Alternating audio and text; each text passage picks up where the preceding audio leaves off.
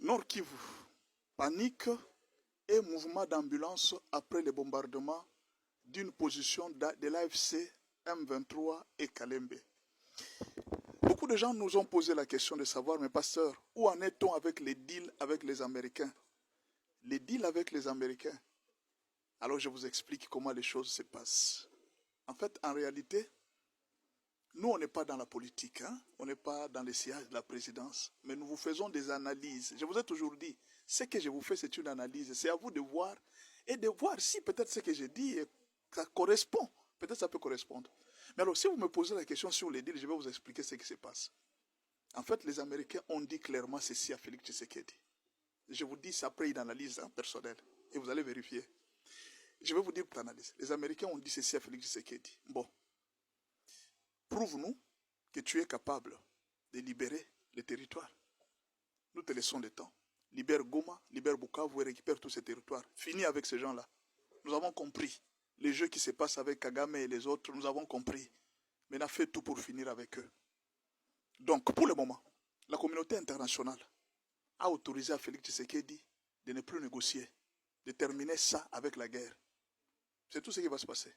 Mais alors, on a donné à Félix une condition. Qu'il n'y ait pas de mort d'homme. Qu'il n'y ait pas de mort d'homme. C'est-à-dire qu'il n'y ait pas de mort, qu'il n'y ait pas de ratés. C'est pourquoi les drones, chaque fois que les drones sortent pour aller bombarder, il y a en quelque sorte, avant, pour éviter que la communauté internationale puisse crier partout, il y a en quelque sorte, les drones ont des images. Ils captent l'endroit qu'ils ont bombardé et toutes ces images sont envoyées dans toutes les ambassades. Ce qui fait que, pour le moment, vous allez remarquer une chose. Depuis que les FARDC ont commencé à bombarder, la communauté internationale ne condamne pas.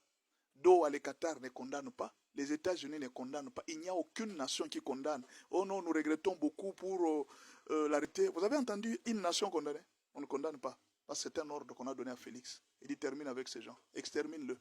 Et moi, je vais vous dire, si ces gens ne quittent pas Goma, ils vont regretter toute leur vie. S'ils sont encore en train de compter sur la communauté internationale, sur Kagame, sur tout ça, s'ils ne quittent pas Goma d'eux-mêmes, ils ne fuient pas, ils seront exterminés sur place. Parce que c'est un ordre qu'on a donné à Félix. Il dit, nous t'avons écouté, nous avons attaqué. Alors, qu'est-ce qui se passe dans la communauté internationale? Quand la communauté internationale n'est pas d'accord avec une attaque, ils font beaucoup de bruit. Ils commencent à parler, non, nous regrettons, nous appelons au cessez-le-feu. Et maintenant, je vous pose la question. Vous avez vu la France appeler au cessez-le-feu? Vous avez vu les Qatar appeler au cessez-le-feu? Vous avez déjà entendu les États-Unis appeler au cessez-le-feu depuis que Félix a commencé à bombarder? Vous avez vu les Qatar